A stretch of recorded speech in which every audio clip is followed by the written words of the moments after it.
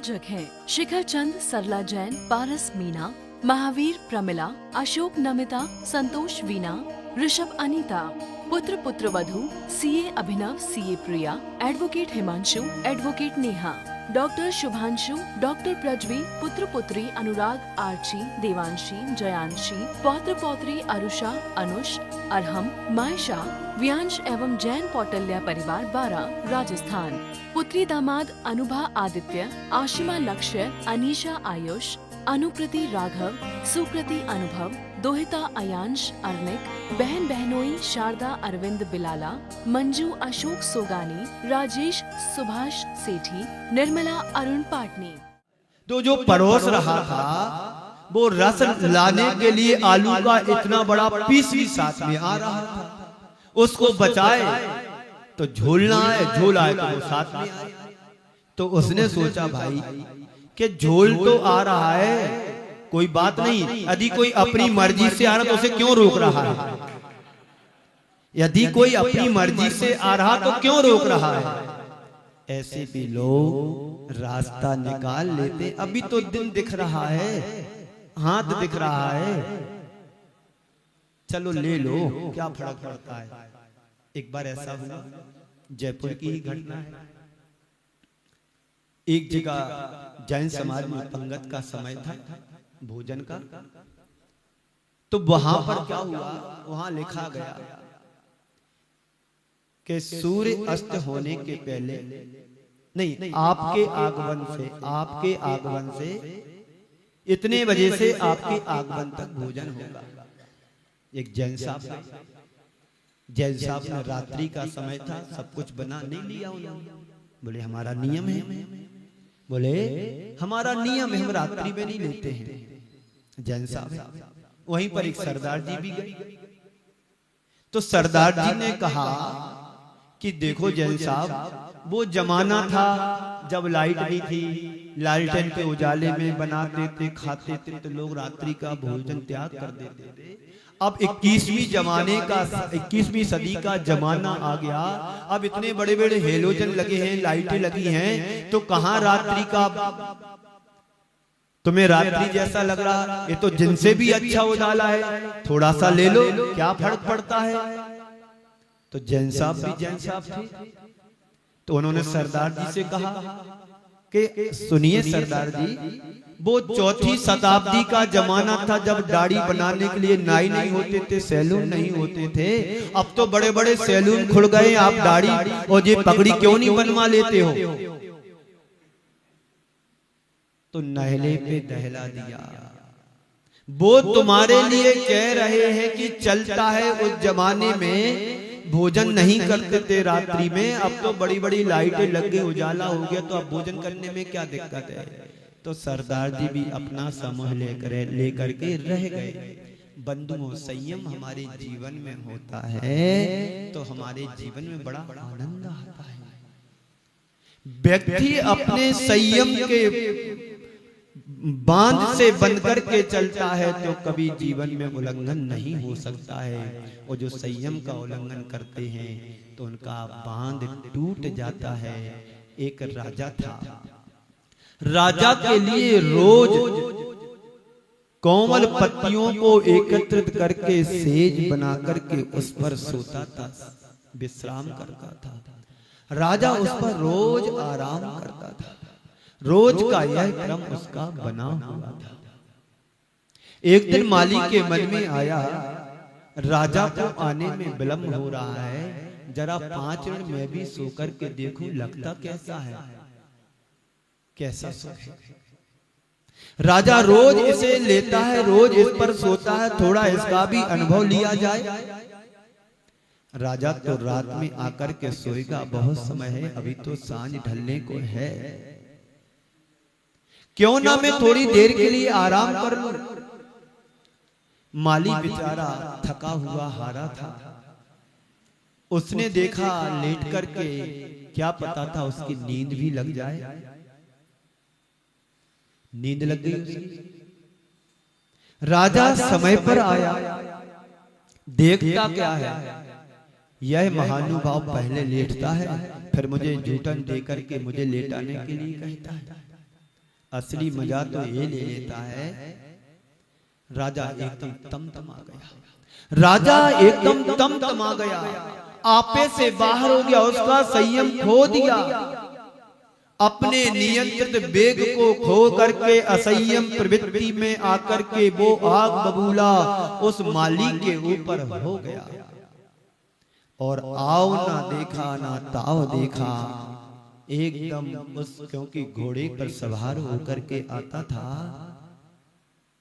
तो उसके पास घोड़ा था, उसको चलाने के लिए कोड़े को उठाकर उस पर कोड़े बरसाना शुरू कर दिया। माली भी क्या करे, जैसे ही कोड़े उस पर पड़े उसका होश उड़ गया। तो माली जोर से हंसने लगा। माली पर जैसे ही कोड़े पड़े उसके होश आवाज उड़ गए। देखा सामने राजा, वह भी एकदम यमदूत की तरह, लेकिन उसने आपको संभाला और जैसे ही राजा ने कोड़े बरसाना शुरू किया जोर जोर से, तो वह जोर जोर से हंसने लगा। राजा जितनी जोर से कोड़ा उसको मारे, माली उतनी जोर से हंसे। राजा को बात समझ में नहीं आई, वह और गुस्सा हो गया। आपकी बात कोई मानता ना हो, ऊपर से हंसता हो, तो तुम्हें कैसा लगता है, ईमानदारी से बताना। बहुत गुस्से में और गुस्सा आता है कि ये तो इसने मेरा काम नहीं किया और हंस करके बात कर रहा है, तो गुस्से पर गुस्सा आता है, और गुस्सा हो गया। वह और जोर से कोड़े मारने लगा। इतने पर वह माली हंसता रहा। तो राजा ने पूछा कि तू यह तो बता, तू हंस क्यों रहा है? राजा कहता है, तू यह तो बता कि हंस क्यों रहा है? तुझे तो इस समय रोना चाहिए। किसी को पिटाई हो तो वो हंसने की जगह रोएगा। उसने कहा, महाराज मैंने देखा कि जिंदगी में थोड़ी देर के लिए सेज पर लेटा तो ये सजा मिली, और आप तो राजन रोज इस पर सोते हैं, पता नहीं आपको कितनी ज्यादा सजा मिलेगी। सुनते ही राजा की आंख खुल गई, सुनते ही राजा की आंख खुल गई। थोड़ा विचार करें हम कि तुमने क्या नहीं किया और क्या नहीं पाया हमने अपने जीवन में, वो सब कुछ हमने आपने सबने पाया। जिस ऐसो आराम से जीवन जी रहे हैं, काश यह सोचें कि इतने सुख तो इससे ज्यादा कहीं सुख हमने स्वर्गों में भी पाए, लेकिन संयम के बिना एक घड़ी भी हमारे लिए नहीं बिताना चाहिए। संयम है तो जीवन का कल्याण है। इसलिए अब तक का अतीत तो तुम्हें यही बताता है। आचार्य कुंद कुंदेव कहते हैं, सुध परि चिदान भूदा, सुध परि चिदान भूदा, सबस विकाम भोग बंद कहा। शुभलंबो नवरी सुहलभो बिहत से। समय सार में ऐसा कहा है। आज तक के अतीत में तुम्हारे द्वारा काम भोग बंद की कथाएं जन्म जन्म में सुनने में आई, अनुभव में आई, परिचय में आई।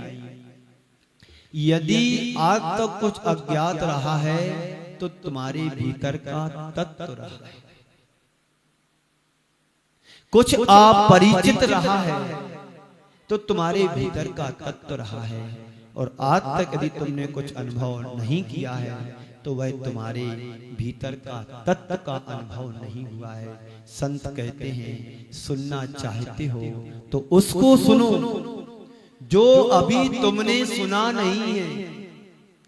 क्या सुनना बाकी रह गया? प्रभु की वाणी सुनना बाकी रह गया।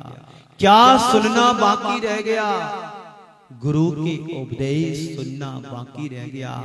क्या सुनना बाकी रह गया? मोक्ष तत्व की बात सुनना बाकी रह गया। क्या सुनना बाकी रह गया? सम्यक दर्शन को प्राप्त करना बाकी रह गया। सुनो तो उसको सुनो जो अभी तक अनसुना रहा। और उसको सुनने के बाद किसी और को सुनने की जरूरत तुम्हें ना पड़े। वही सच्चा धर्मात्मा है, वही सच्चा सम्यक दृष्टि है, वही सच्चा परमात्मा बन सकता है जो एक बार सुन ले प्रभु की वाणी को, मां जिनवाणी को, प्रभु के उपदेश को, फिर किसी और की सुनने की जरूरत नहीं। आप लोगों को बताएं, आप क्या करते हैं? आप लोग सुनते भी हैं, वो सुनते हो जिसे बार बार सुनने का मन होता है, वो देखते हो जिसे तुम्हें बार बार देखने का मन होता है, तुम उसका परिचय करते हो जिससे बार बार बात करने का तुम्हारा मन होता है। काश तुमने एक बार सच्चे प्रभु पर श्रद्धान कर लिया होता, जिनेंद्र भगवान की वाणी का उपदेश सुन लिया होता, तो तुम्हें किसी और की सुनने की जरूरत ही नहीं पड़ती। तो संत कहते हैं, सुनना चाहते हो तो उसके लिए सुनो जो अभी तक अनसुना रहा। परिचय पाना चाहते हो तो उसका परिचय करो जो अभी तक अपरिचित रहा है। प्रभु से मिलना अपरिचित रहा, परमात्मा से मिलना अपरिचित रहा, सच्चे देव शास्त्र गुरु से मिलना अपरिचित रहा। आत्मा के स्वरूप को जानने के बाद व्यक्ति की बुद्धि विकारी नहीं बन सकती है। पुनः पुनः विचार करने की जरूरत है कि मैंने आज तक क्या किया है और उसका नतीजा हमें क्या मिला है। गुरुजी ने क्लास में सबक दिया कि कुत्ते पर लिख लिख करके लाओ। किस पर लिख लिख करके लाना है? कुत्ते पर। एक बार गुरुजी ने स्कूल में सबक दिया बच्चों के लिए कि कल कुत्ते पर लेख लिख करके लाना। हर बच्चा कुत्ते पर लेख लिख करके ले गया, लेकिन एक बालक का लेख बड़ा विचित्र था। गुरुजी ने लेख को पढ़ा, समझा, जांचा, देखा, कहा लेख तो तुमने बहुत सुंदर लिखा, लेकिन ठीक है ऐसे ही इसी तरह का लेख पिछले वर्ष तुम्हारा बड़ा भाई लिख करके भी लाया था।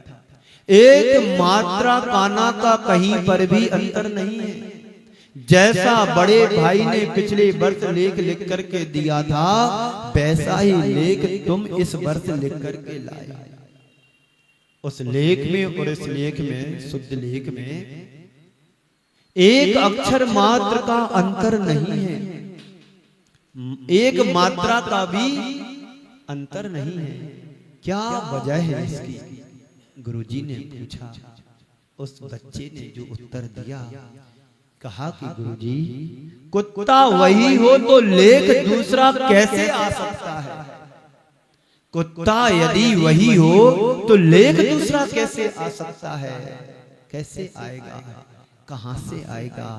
बंधुओं, पता नहीं किस छात्र के साथ ये घटना घटी होगी, किस जमाने की होगी, वो कुत्ता किसका होगा, किसका लेख होगा, पर जब तक हम जीवन के संदर्भ में विचार करते हैं तो हमें यही लगता है कि हर व्यक्ति उन्हीं पंच इंद्रिय रूपी विषयों के कुत्ते पर लेख लिखता चला आ रहा है, नया कुछ भी नहीं। चार संज्ञाओं में व्यक्ति जीवन जीता है। उन चार संज्ञाओं पर हर व्यक्ति हर पर्याय में, हर जन्म में, हर भाव में एक ही लेख लिखता चला आ रहा है। अब हमें लेख को बदलना है, जीवन के इतिहास के पृष्ठों को भी बदलना है। हमारे जीवन रूपी किताब के पन्ने आगे के फटे हुए हैं, पीछे के भी फटे हुए हैं, पर मजे की बात तो यह है कि जो मध्य के पन्ने हैं बहुत अच्छे मुझे मिले हैं। अब इन पन्नों पर सही लेख लिखना है कि कहीं दूसरा लेख लिखने की तुम्हें जरूरत ना पड़े। जीवन में नया कुछ भी नहीं है, सब पुनरावृत्ति है, इसके अतिरिक्त और कुछ नहीं है। आज तक किसी कुत्ते पर ही तो लेख लिखते आए हो, अब कुछ नया करने का मन में संकल्प, साहस अपने अंदर प्राप्त करो, जागृत करो कि ये मानव जीवन मिला है तो हम अपने जीवन में एक एक नियम लें, एक एक संयम का पालन करें। ज्यादा कुछ नहीं कर सकते हैं तो कम से कम रात्रि भोजन का नियम तो ले लें।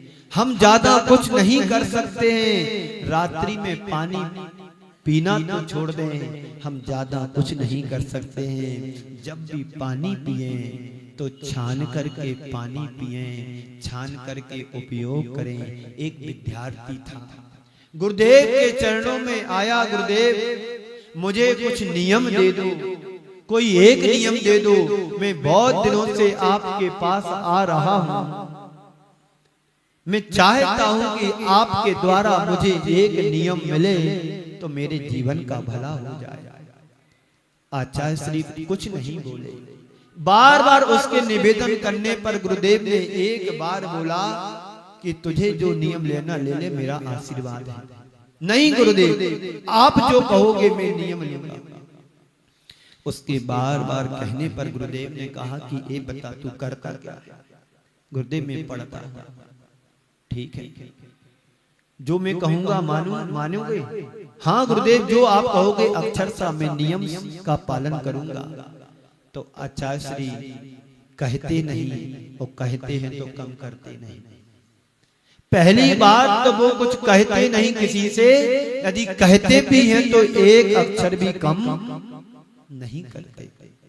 तो उस विद्यार्थी से, साइंस का विद्यार्थी था, इंजीनियर था, पढ़ता था, हॉस्टल में रहता था। आचार्य श्री ने कहा देखो, जब भी तुम पानी पियो छान करके पानी पीना, जब भी तुम पानी पियो तो छान करके पानी पीना। गुरुदेव मैं तो हॉस्टल में रहता हूँ, कहाँ पानी छानूंगा, कैसे छानूंगा, पानी कैसे पीऊंगा? देखो मैंने कहा था कि जो मैं नियम दूंगा तो पालन करना, नहीं तो मैं नियम नहीं देता हूँ। तो उसको देखो गुरुदेव, पानी में छान करके पिएंगे, लोग मेरी हंसी उड़ाएंगे, मजाक करेंगे, बड़ा पंडित बन गया, पानी छान करके पीने लगा, ये करने लगा। इस कार्यक्रम के पुण्यार्चक थे शिखर चंद, सरला जैन, पारस मीना, महावीर प्रमिला, अशोक नमिता, संतोष वीना, ऋषभ अनीता, पुत्र पुत्र वधु CA Abhinav, CA Priya, advocate Himanshu, advocate Neha, doctor Shubhanshu, doctor Prajvi, पुत्र पुत्री अनुराग, आर्ची, देवांशी, जयांशी, पौत्र पौत्री अरुषा, अनुष, अरहम, मायशा, व्यांश एवं जैन कौटल्या परिवार 12 राजस्थान। पुत्री दामाद अनुभा आदित्य, आशिमा लक्ष्य, अनीशा आयुष, अनुकृति राघव, सुकृति अनुभव, दोहिता अयांश अर्निक, बहन बहनोई शारदा अरविंद बिलाला, मंजू अशोक सोगानी, राजेश सुभाष सेठी, निर्मला अरुण पाटनी।